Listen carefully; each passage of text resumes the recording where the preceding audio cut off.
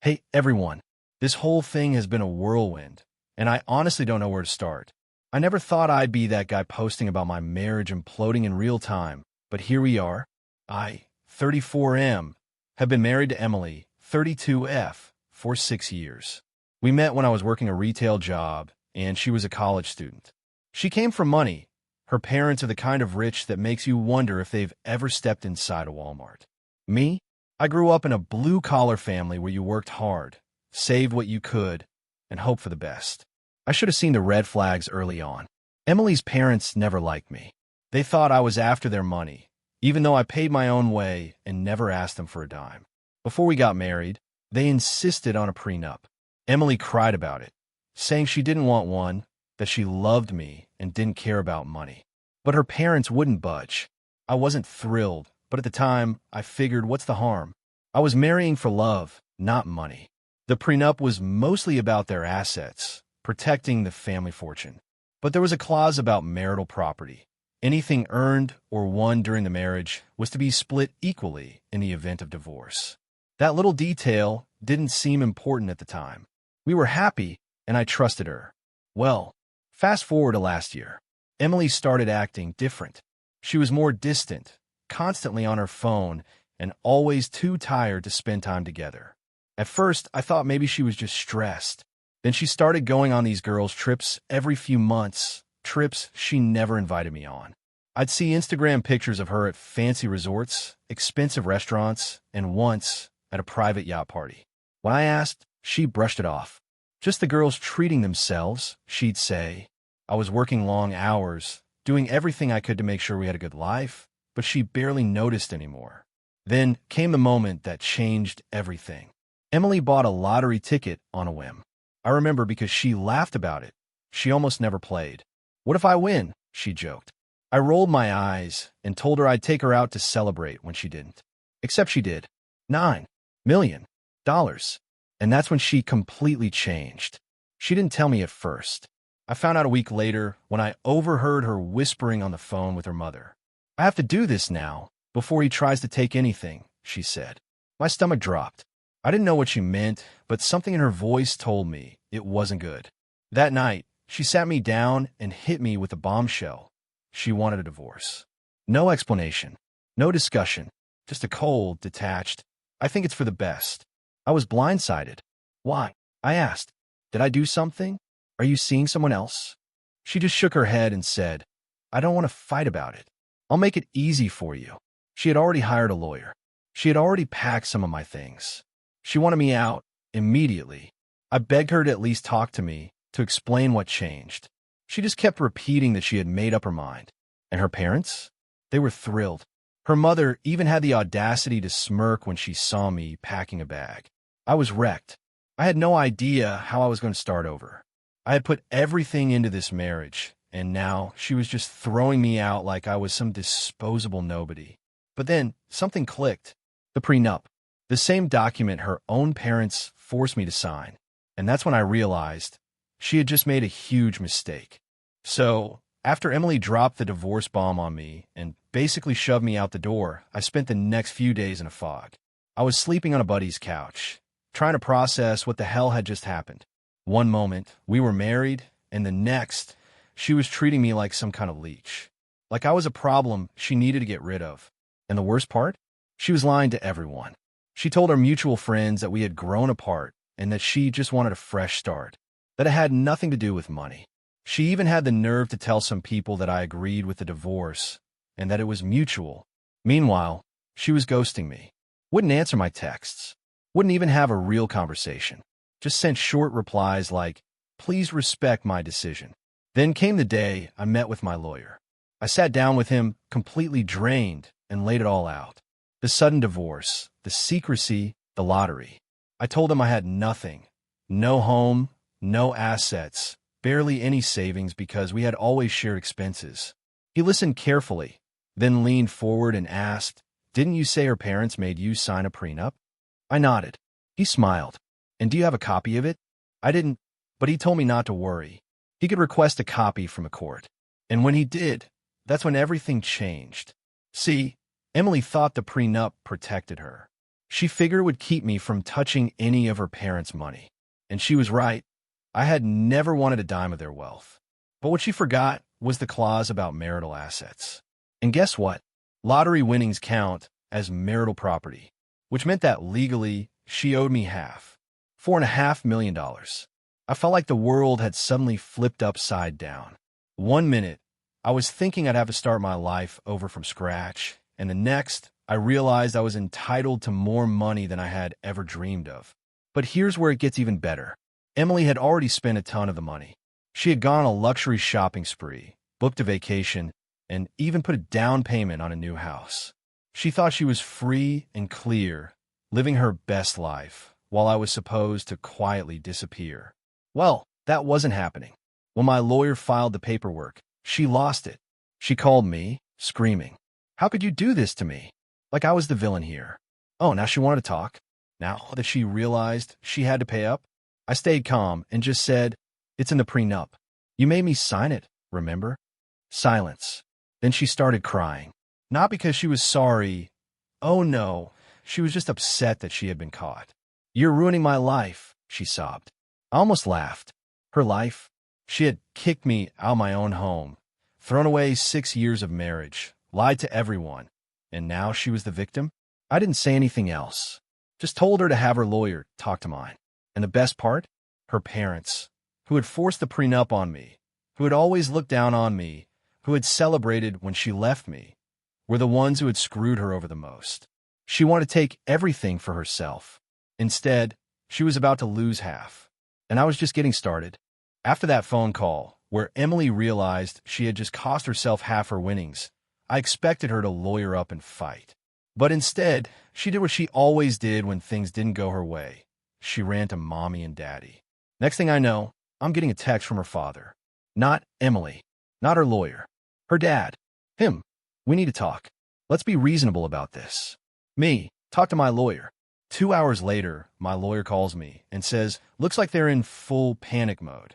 Apparently, Emily and her parents were begging for a meeting. They wanted to negotiate.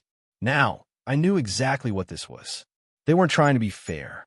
They were trying to lowball me, probably offer me a small payout to walk away, quietly. So I agreed to meet. But I made one thing clear. I wasn't going alone. The negotiation. The next day, I walked into the meeting with my lawyer by my side. Emily was already there, sitting stiffly in her chair, eyes red and puffy. Her parents flanked her like a human shield, both of them looking as smug as ever. Her dad started talking first, all fake friendly. "Listen, son, there's no need to make this ugly. We can settle this like adults." I let my lawyer handle the talking. "We're open to hearing your offer." Emily's mom pulled out a folder and slid it across the table. Inside was a settlement proposal, a lump sum payment of $500,000 in exchange for me waiving all claims to the lottery winnings. $500,000 out of $4.5 million that was legally mine. I looked up and met Emily's eyes. She wouldn't even look at me. Her dad cleared his throat. "That's more than generous. It's life-changing money. A fresh start for you." I let the silence stretch out for a minute before I spoke. "No." Emily flinched. Her mom's fake smile disappeared. Her dad, still trying to keep control of the situation, sighed. "Let's not be greedy." I laughed. Actually laughed. "Greedy? You do realize I'm only asking for what the prenup, the one you made me sign, says I'm entitled to, right?" Emily finally snapped. "You don't deserve that money." I turned to her, feeling nothing but cold amusement. "Oh, and you do." She clenched her jaw. "I bought the ticket. It's my money." My lawyer leaned in. "Actually, under the law, it's marital property, meaning it belongs to both of you, which you would know if you had actually read the prenup." Her mom hissed, "You're ruining her life." I smiled. No, she ruined her own life the second she tried to cut me out. Her dad slammed his fist on the table. "This is extortion." My lawyer leaned back, looking completely unfazed. "No, sir. This is a legal contract. You want a prenup? Well, this is what happens when you don't understand your own paperwork." Silence. Finally, Emily mumbled, "What do you actually want?" I looked her dead in the eyes and said, "Half. Every single penny." Her face crumpled. After I told Emily I wanted half, every single penny, I swear I watched the blood drain from her face. Her parents sat there in stunned silence, like they had never imagined their perfect little plan could backfire like this. Then, her dad leaned forward, trying one last trick. "You're making a mistake," he said, all serious. "If you take this to court, we'll drag this out for years. We have better lawyers. You'll be buried in legal fees. By the time this is over, you'll be lucky to walk away with anything." I just smirked. "Cool. Then I'll see you in court."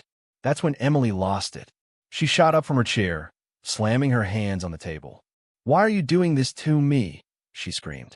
"You're just doing this to spite me." I didn't even blink. "You mean like how you try to cut me out of everything and leave me with nothing?" She started crying again, but at this point I wasn't falling for the act. I had seen this manipulation too many times before. Her mom, who had been silent up until now, finally spoke. "Fine. You want her half. You'll get your half." But something about the way she said it put me on edge. Emily turned away, covering her face with her hands, and her mom started gathering the paperwork with a weird little smile. "I guess we'll just have to move some things around first," she said casually. That's when my lawyer cut in. "We'll be freezing the accounts immediately," he said, pulling out his own documents, "just to make sure there are no suspicious transactions." Her mom's face froze, and that's when I knew they had already planned to move the money, probably offshore, to make sure I couldn't touch it. Emily started sobbing again, but her dad just clenched his jaw, furious that we had caught on. He looked at my lawyer and then at me. "You really want to ruin her life over this?" I just shrugged. She had no problem ruining mine. Meeting over. By the time I left that meeting, Emily had gone from smug and overconfident to a complete mess. And I wasn't done yet. My lawyer immediately filed the necessary paperwork to freeze the assets, making sure she couldn't move a single dime without court approval. Emily tried everything to delay the process. Suddenly, she wanted to talk things out like adults. She sent me text after text, trying to guilt trip me. "I never meant to hurt you. I don't want this to get ugly. Can we at least be civil?" "Yeah, no thanks." And then, when that didn't work, she tried love bombing me. "I miss you. What if we just take some time to figure things out? You were always my best friend." Oh, now I was her best friend? The same guy she tried to screw over? Then, when that didn't work, she went nuclear. She started spreading rumors, telling our mutual friends that I was being cruel and heartless, that I was stealing from her, that I didn't even love her and was just after the money. It would have been funny if it wasn't so pathetic. And the best part? Her own parents turned on her. See, they had pressured her to get the prenup to protect their money, but they never expected that she'd actually lose her own fortune because of it. And now, because she was legally obligated to pay me, guess who she ran to for help? Yup, Mommy and Daddy. And they were pissed. Her dad even called me privately to beg me to take a lower settlement so they wouldn't have to bail her out. I told him not my problem, because, let's be real, if the roles were reversed, would they have shown me an ounce of mercy? Not a chance. So, I took her to court, and let's just say, it did not go well for her. Taking Emily to court was probably one of the most satisfying things I've ever done. I walked in feeling calm, prepared, and ready. Meanwhile, Emily, she looked wrecked. Dark circles under her eyes, tense posture like she hadn't slept in weeks. Her parents were there, too, sitting on her side, whispering to her lawyer like they were trying to fix the situation at the last minute. But the thing is, there was nothing to fix. The law was the law. The prenup, the one they forced on me, clearly stated that lottery winnings counted as marital property. Her lawyer tried everything to fight it. They argued that she bought the ticket with her own money. They claimed she had always planned to divorce me before winning, so the money shouldn't count. They even tried to say I didn't contribute to the marriage and didn't deserve a cent. My lawyer shut down every argument effortlessly. The judge wasn't impressed. At one point, when Emily's lawyer kept pushing that she had intended to leave me before winning, the judge just sighed and said, "Intentions don't override signed legal agreements." That was the moment I knew it was over. Emily knew it, too. Her face was red, tears welling in her eyes, and she just sat there, looking down at the table, like she was about to break down. And then the judge gave the ruling. I was entitled to half of the $9 million. Emily was ordered to pay me $4.5 million, plus additional legal fees for trying to delay the case. And because she had already spent a big chunk of it, she had 60 days to come up with the full amount. Her lawyer tried to argue for an extension. The judge shut it down immediately. The plaintiff has been more than patient. The terms of the agreement were clear. This court will not allow further delays. Boom. Done. I won. Emily's meltdown.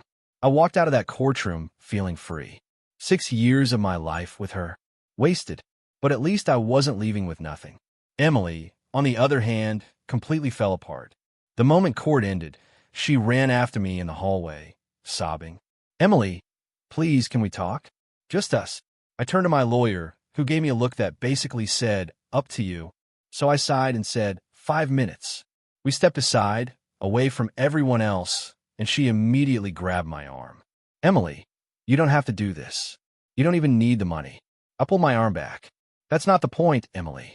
She wiped at her tears. I made a mistake, okay? I got caught up in everything. I listened to my parents. I cut her off. You didn't make a mistake. You made a choice. You chose to cut me out. You chose to lie. You chose to take everything for yourself. She sniffled. I was scared. I laughed, shaking my head. Scared of what? That I want exactly what the prenup said I was entitled to. She didn't answer. She just stood there, looking pathetic. Then she tried one last thing. Emily, can we at least stay friends? I almost choked on my own breath. Friends, I repeated. You tried to leave me homeless and broke, and you think we can be friends? She opened her mouth, but I wasn't done. You only care now because you lost. If you had gotten away with it, you wouldn't have thought twice about me. She didn't even argue, just lowered her head, sniffling. I shook my head. Goodbye, Emily. Then I walked away. And let me tell you, that was the most satisfying walk of my life. Where things stand now. Emily had to sell the house she had just bought. She moved back in with her parents because she couldn't afford rent after paying me. Her parents? Furious. They blamed her for being careless with the prenup and losing half the money. Most of her mutual friends took my side. Once the truth came out, people saw her for what she was, a greedy, selfish liar. And me? I took my $4.5 million, got my own place, and finally got to live life on my terms. I traveled, invested, helped out my family. And most importantly, I never looked back. Last I heard, Emily is still living with her parents, working some random job, and struggling to adjust to normal life again. Apparently, she's still bitter and tells people that I stole her money. But let's be real, she stole from herself. And that, my friends, is how my ex-wife went from being a millionaire to a broke, bitter mess in under a year. Karma's beautiful, isn't it?